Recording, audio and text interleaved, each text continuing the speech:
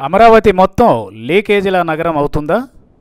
2019 ఎన్నికలు వచ్చేలోగా రాజధాని అమరావతిలో ఏదో చేసేసినట్లుగా కనిపించడానికి ముఖ్యమంత్రి చంద్రబాబు నాయుడు చాలా ఆతృత పడుతున్నారు. లేకపోతే వచ్చే ఎన్నికల నాటికి తన పరిస్థితి మరీ అగమ్యగోచరంగా ఉంటుందనే ఆందోళనలో ఆయన అధికంగా ఉన్నట్లున్నదని ప్రజలు అనుకుంటున్నారు. ఎందుకంటే ఇప్పటిదాకా అమరావతి నగరంలో నిర్దిష్టంగా పనులంటూ ఏమీ జరగకపోయినప్పటికీ ఏదో అయిపోయినట్లుగా రాష్ట్ర వ్యాప్తంగా ఒక భ్రమ కల్పించడానికి ఆయన తపన పడుతున్నారని తెలుస్తోంది. నిజానికి గురువారం కూడా మెడిసిటీ పేరుతో ఒక శంకుస్థాపన కార్యక్రమం జరిగింది.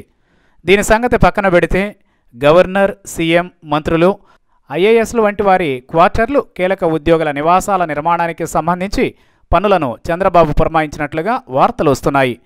ఈ నివాసాల ప్రాజెక్టులో మొత్తం 4016 యూనిట్లు అవసరం అవుతాయని, ఇందులో 3820 నివాస యూనిట్లు అపార్ట్మెంట్ల తరహాలో ఉంటాయనే నిర్ణయం జరిగినట్లుగా వార్తలు వస్తున్నాయి. అంటే ఉద్యోగులందరికీ 3820 నివాస యూనిట్లు దక్కుతాయన్నమాట.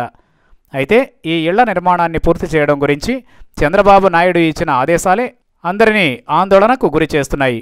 2018లోగా ఈ నిర్మాణాలు మొత్తం పూర్తి చేసేయాలని చంద్రబాబు సిఆర్డీఏ అధికారులను ఆదేశించినట్లుగా వార్తలు వస్తున్నాయి. ఇంత పెద్ద వ్యవహారాన్ని ఇంత తొందరపాటుతో పూర్తి చేయాల్సిన అవసరం ఏమిటనే అభిప్రాయం వ్యక్తమవుతోంది. వెలగపూడి సచివాలయాన్ని కూడా ఇదే తరహాలో హడావుడిగా పూర్తి చేసే ప్రయత్నం చేశారు. చెప్పిన వ్యవధి కంటే చాలా ఆలస్యమే జరిగింది కానీ ఆ సచివాలయం మొత్తం ఇప్పటికీ లీకేజీల నిర్మాణాలుగా ముద్రపడిపోయాయి. సాక్షాత్తు మంత్రుల ఛాంబర్లు కూడా లీకేజీ అవుతూ చాలామందిని అభద్రతకు గురి చేస్తున్నాయి.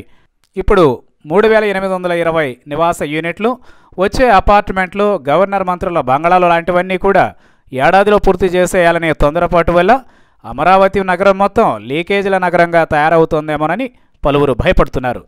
ఏదో ఆఫీసులో లీకేజీ అంటే అదొక ఎత్తు, నివాసాలు కూడా లీకేజీలమయంగా ఉంటే బతుకు దుర్భరం అవుతుందని చంద్రబాబు కాస్త సమయం తీసుకునైనా కాస్త దృఢంగా, నాణ్యంగా ఉండే నిర్మాణాలు చేస్తే బాగుంటుందని, ఎన్నికల్లోగా బిల్డప్ల కోసం కాకుండా నివాసాలు అందరికీ నివాసయోగ్యంగా ఉండడానికి చేయాలని పలువురు ఆశిస్తున్నారు.